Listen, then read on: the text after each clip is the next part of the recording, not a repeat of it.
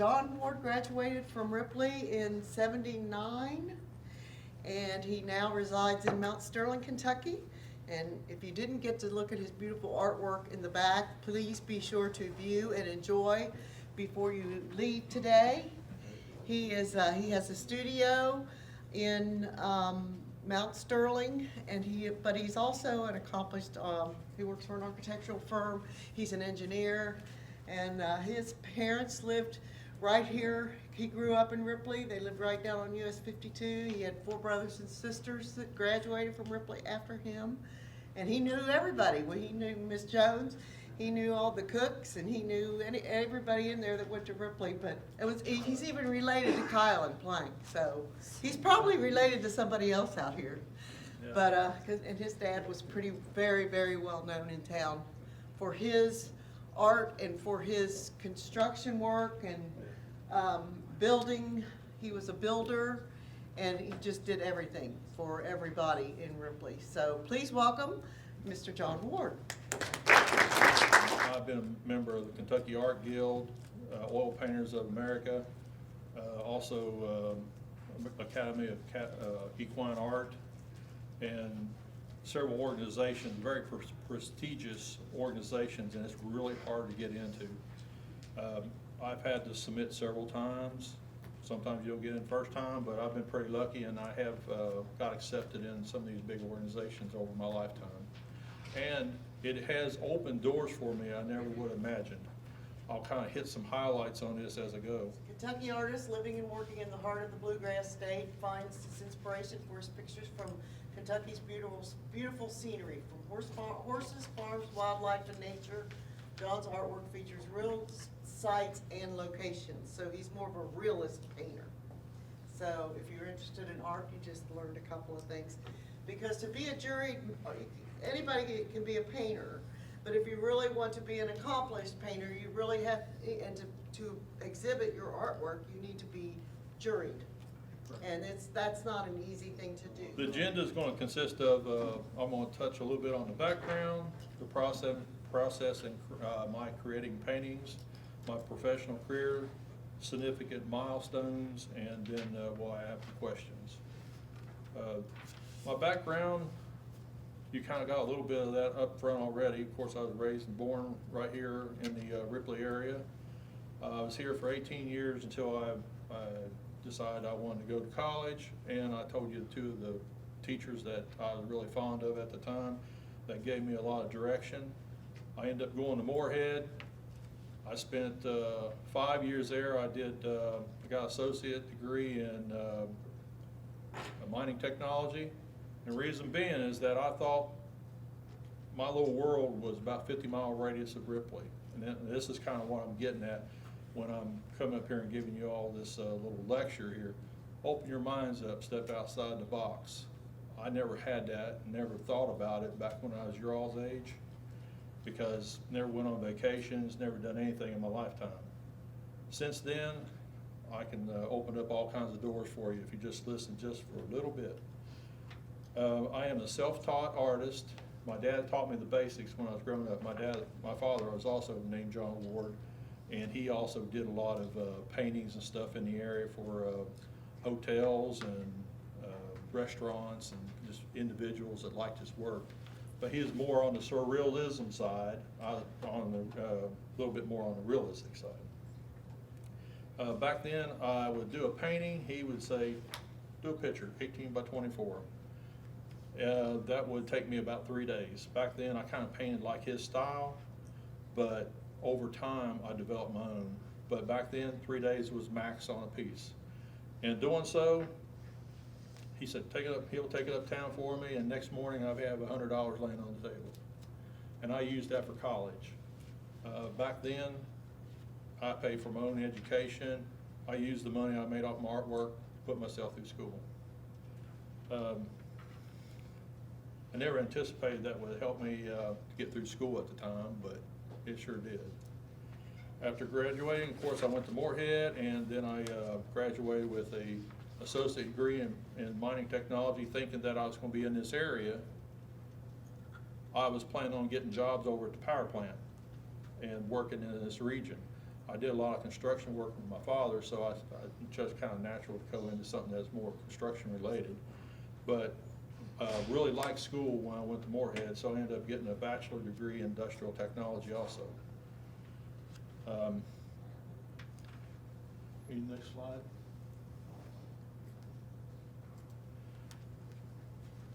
So next, this is how I usually create paintings when I start stuff.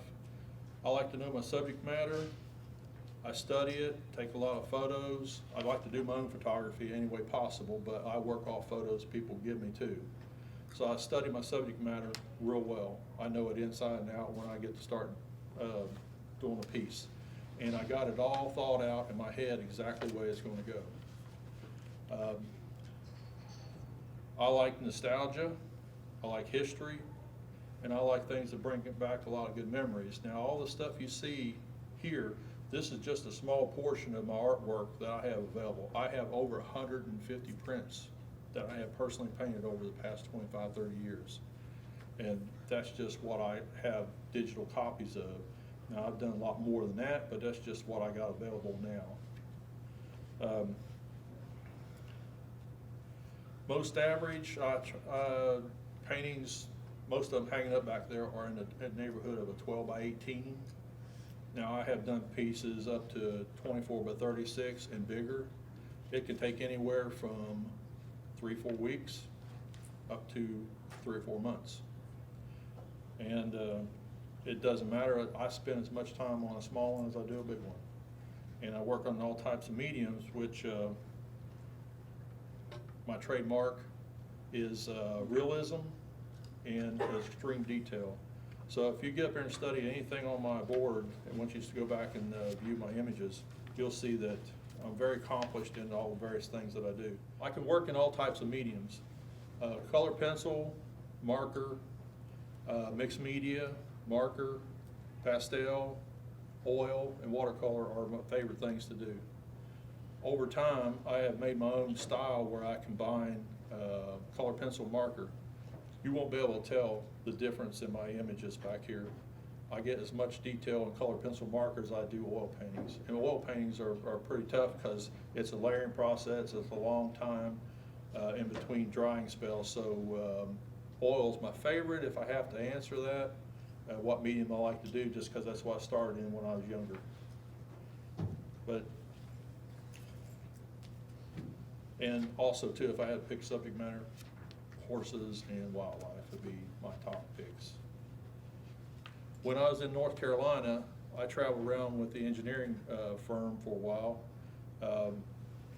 While I was there, a fellow saw me at a show and asked me if I'd be interested in commissioning me to do his wife on 2 walkers, Tennessee walkers.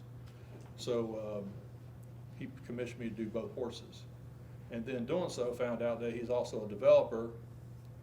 He asked me about doing some pictures of houses that he builds. So I ended up doing architectural illustrations. He could give me a set of plans, floor, a layout, and then the elevations. I can draw that up and give you a completed house. And this was very favored back in the early 2000s, just because at that time, people did not have a way of marketing stuff until the house was complete. They take pictures and post it on the internet or however means that they wanted to try to sell it. So I was able to give them something a long time, usually 6 months to a year in advance before ever the house was ever completed. In doing so, they can market it long time ahead of time and have it a lot of times pre-sold after it's complete. Next picture, please. What started my professional career was 2 paintings. These 2 here, one is called The Quail Hunt and On the Jump. I painted them when I was about 17 years old. And these here were surrealism starting out, but back in late 80s, I decided I wanted to clean my paintings up because they do have a tendency to get a little dirty over time, especially when you display them on your walls and stuff. They start getting a little dirty, so you got to clean them on occasion. These being oil paintings, I took one out of the frame and the color was distinctively different that was just underneath the edge of the frame. So one day I thought, well, I'll just touch it up. I got busy, and as I started working on it, I noticed that my style had changed, and I ended up repainting the whole thing. So these two pieces here, this one and that one, are both two paintings. There's one on top of another. You'll never know it, and nobody else knows it. Now you all do. So don't ever tell anybody that. But I got better over all those years. There was a time when once I graduated from Moorhead to my early 30s, I did not paint anything. I didn't think there was any money in it, so I didn't want to waste my time. But when I happened to run into another fellow artist I got to be good friends with, he showed me the print process and how to create pieces and then how to get your stuff reproduced. So over that time, I thought, well, maybe I'll give it a shot. I always wanted to do a couple prints, and these were the very first two that I'd done. Back then, the printing process was a little timely and also too very expensive. The place I usually went to when I'd done my fine art would take it all the way to Dayton, Ohio, and the place called Color Cube would do all the scans for you, and then they would reproduce the work. Very lengthy. It'd take a good month to get back a piece, and then you got several $1,000s wrapped up in that. My early times, I used to go out and I traveled around the state of Kentucky or wherever I wanted to go to. I spend my vacation time, weekends, evenings. I'd visit galleries, frame shops, all kinds of organizations. It didn't matter who it was or what it was. I liked to go and meet with them just so I could distribute my artwork. From that time, these two pieces here, I have over 150 pieces now that are sold all over the world. And I got places as far as Australia and over in New England, England and Europe that buys my artwork. So my stuff is international now. Also, too, a lot of organizations will hire me to do fundraisers, such as doing commission print that they can sell and raise money for.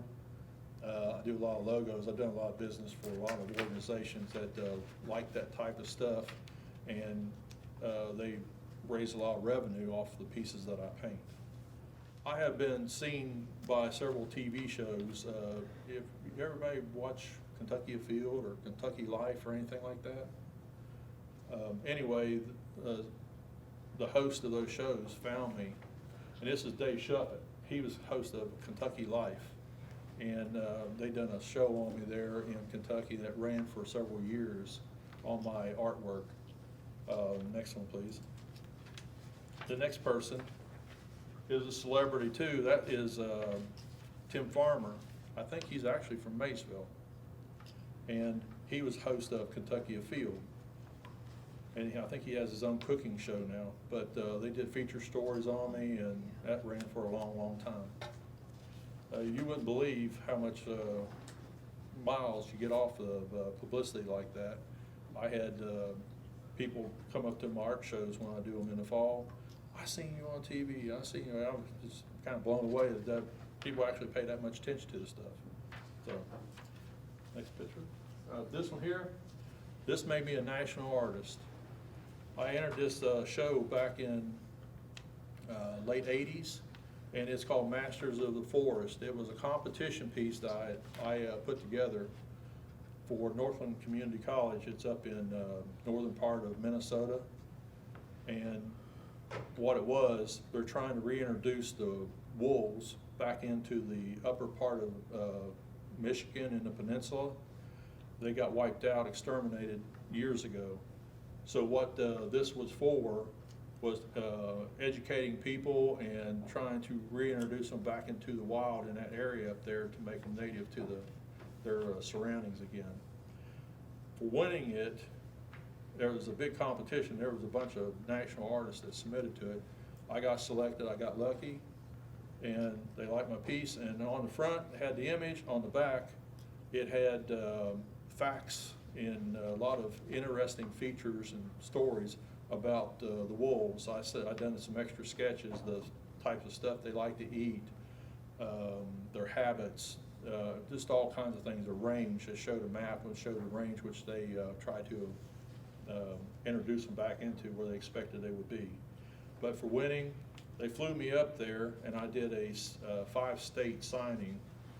I traveled from Minnesota all the way to Michigan, and they would set up a zoological park, a zoo, some restaurants, and I would do a signing each place, different day, for an entire week. And it was all paid for trip for winning it. So that was really nice. But all the posters, they did 7,000 posters of this picture, and they distributed them through the DNR, which is Division of Natural Resources, and organizations like that. Next one. This one here, back in 2000, I submitted 3 designs to the Kentucky Quarter. Everybody aware of the state quarter program back in 2000s? Every state, way back when, each year about 5 new ones would come out. Anyway, it was a quarter designed just for the state. And, yeah, and now is that ringing a bell? Okay. Anyway, I submitted 3 designs to the Kentucky Quarter, and there was 1,800 submittals to this particular competition. The criteria was you had to be a resident of Kentucky, and you had to be your own original designs. I submitted 3. Out of that, 12 were selected. I still had 2 in the running. Out 1,800 down to 12, I was doing pretty good. Well, the Governor Patton was in office at the time. He and his wife were the selecting board that chose the image. So I had 2 that was selected. They ended up being used to create the Kentucky Quarter. That's what it was there. It was the Thoroughbred and the Old Kentucky Home, which is in Bardstown. They combined the 2 images together at the Franklin Mint to create the quarter, and I get credit for the concept. So there was a nice celebration at the Old Kentucky Home. Dignitaries from the state and from the U.S. Treasury and Franklin Mint came there, and we had a nice dinner and supper and all that day with them, and they gave a nice plaque to me and a certificate, and actually gave me one of the very first quarters minted off the Kentucky Quarter. So the previous picture, I think, Oh, good one. That is actually Paul Patton, the governor of the state of Kentucky. And the next one, that's Heather French. Everybody should know that lady. She's from Maysville, and she was Miss America. So I got to meet both of them, and that was a pretty nice little feather in my cap for doing that quarter and stuff like that. So a lot of people recognized me for that, and it gave me a lot of mileage. So it was a nice event all the way around. The next one, this one here is the American Academy of Equine Art. This is one of the top organizations in the country as far as equine art, and what it is to promote artists and art that definitely portrays horses in the United States. My first piece is Thundering Hooves, the racing scene. That's actually a piece that I've done for Churchill Downs. The second one is Bennett's Mill. That's in up around Lewis County, Kentucky. That's for the also a competition. And then the one called the Buggy Ride is actually an Amish picture down around Owensville, Kentucky. There's a lot of Amish communities down there in every region. So those were my 3 pieces that got me selected for being a member for the Kentucky Academy of Equine Art. Other things that I have done, my stuff has graced the magazine covers and catalogs.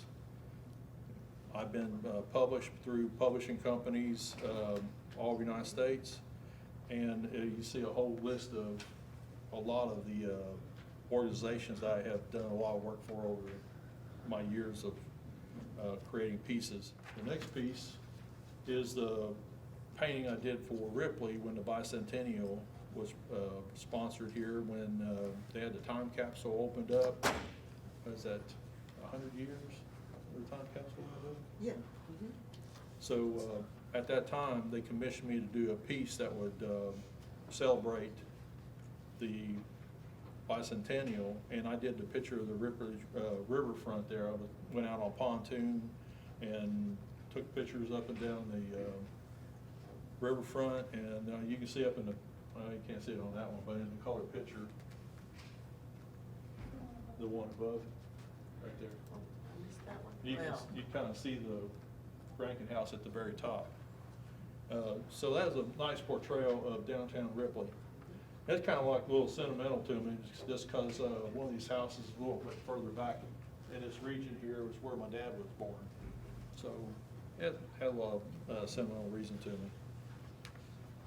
Also too, during that celebration, Lee Greenwood, the country music artist, was here to do a concert down on the riverfront. yeah. And I actually got to present him with one of the pictures at that time. That's Lee Greenwood. I got to meet him, and that was pretty impressive. He's a nice fellow, and I enjoyed that.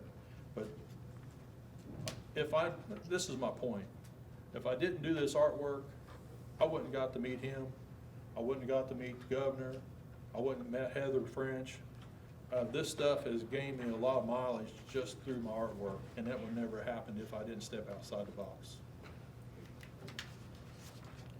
The next piece, there you go, down. The University of Kentucky commissioned me a few years ago to do all the camps in the state. The first one with the fox in it is North Central. That's around Carlisle. Then the one come September. Each one of these are different season, plus a different wildlife or bird in the picture somewhere. The second one's come September. That one had a squirrel in it. That's Western Kentucky. Then the next piece. These ones, Feltner Tradition is down in London, and it has some deer in it. Then the last one is Summer Reflections, which was Lake Cumberland, and that's down around Somerset, Kentucky. This here is my eagle picture. This is an alumni picture I did for Morehead State University as alumni foundation print, and the president commissioned me to do this. I was alumni there for one, plus two, they really liked my work. This has been one of the biggest commissions I've ever done. I did 5,000 prints and 250 canvas edition of it. And I did a signing on this form at several occasions at the university and different locations around central Kentucky. This was a fun piece, and this probably took the most time for me to do. There's some symbolism in this particular piece. The eagles represents their mascot for one. Also, too, the lake behind it is the Eagle Lake, which is above the university. But the two eagles in the painting represent together because they stay together for life. Eagles stay together for life. So that kind of symbolism says that you're part of the University of Morehead until you die. Next one is Bourbon County Splendor. It's one of my commission pieces I got to do for when the World Academy of Horses was put on down at Kentucky Horse Park. There was is the big equestrian event that is hosted mostly overseas, around France and those countries.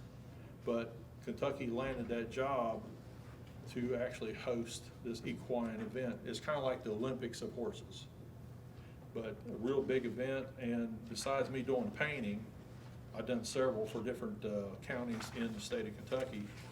But also I've done a lot of engineering work out there, the arenas that's down there. Anybody been to Horse Park? Those big arenas down there that you see, the outdoor arena and the indoor arena and all that stuff, I designed that.